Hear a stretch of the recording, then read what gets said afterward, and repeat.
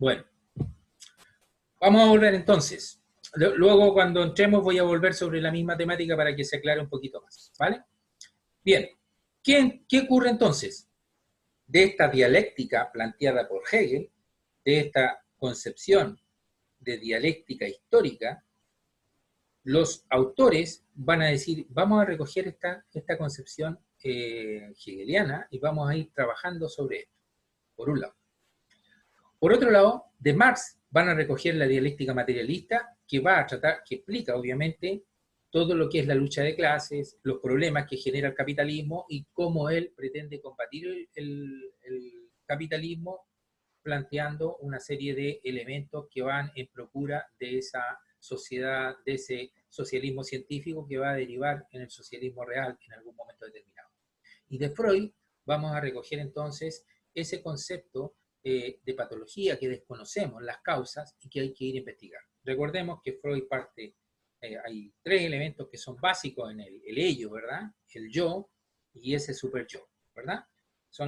Es un poco el concepto con el que él parte, ¿no? Ese ello son las pulsiones, ¿verdad? Eso son impulsos, esa zona oscura, que son impulsos que hacen que el sujeto le lleve a tratar de cubrir esas necesidades instintivas, ¿verdad? Por otro lado está ese yo que emerge en un momento determinado de ese ello, así como cuando un niño nace, ¿no? Llora, en fin, es prácticamente pulsiones, emociones, etcétera, hasta que se va desarrollando un yo, ¿verdad? Ese yo que logra tener ciertos grados de conciencia conforme va pasando el tiempo. Y ese yo, y de acuerdo a las etapas que el mismo Freud plantea. Y luego tenemos ese super yo que surge a partir de la moral, ¿no? De las normas, de todas las normas que en la socialización los padres y la sociedad va a incorporar. Por lo tanto, ese yo va a estar entre medio del ello y de ese super yo, ¿verdad?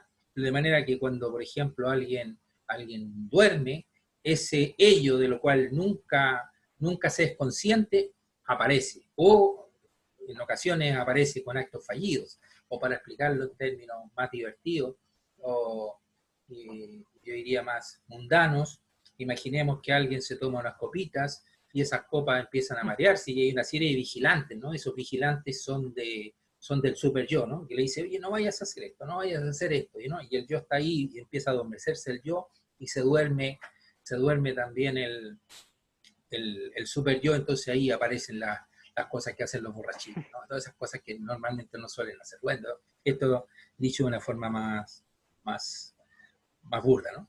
¿Sí? ¿Se entiende? Por lo tanto,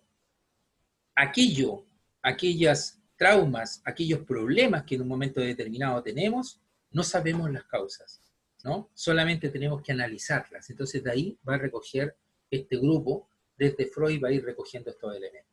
¿Sí? ¿Hasta aquí se entiende esto? ¿Sí? Sí. Sobre estos tres autores, y a partir de lo que comenta Hegel, entonces se articula este estudio de estos teóricos críticos. ¿Cuánto nos va quedando más o menos para saber? Para después volver. 1 minuto y medio. 1 minuto y medio. Bien.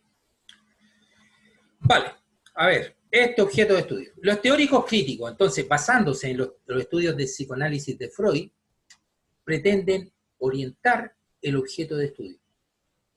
Entonces, ya no va a centrar su estudio solamente en la sociedad tal y como se percibe, es decir, como la sociología, como lo entendía la sociología de la época, como lo percibían las ciencias empíricas, sino que lo va a entender a través de cómo los propios actores sociales percibían la realidad.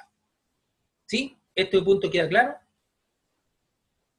Estos teóricos críticos, basándose en este psicoanálisis del que hemos estado hablando, pretenden entonces reorientar su objeto de estudio, es decir, su análisis crítico, no centrándose en el estudio solamente de la sociedad como la entendían, como la percibían las ciencias empíricas, es decir, como lo entendía la sociología de la época, sino a través de cómo los propios actores sociales percibían la realidad. ¿Quiénes? Las personas que sentían esas patologías, esas sensaciones de vacío, de insatisfacción, etc. Para esto, entonces, lo primero que deben hacer estos teóricos críticos es analizar no el sentimiento de conformidad que tienen los actores sociales que pertenecen a una cierta estructura, sino los momentos de disconformidad, insatisfacción, malestar, sufrimiento, comprendidas también como patologías. Es decir, no me voy a situar en el bienestar, está todo muy bien, me voy a situar en aquellos padecimientos que tiene esa persona.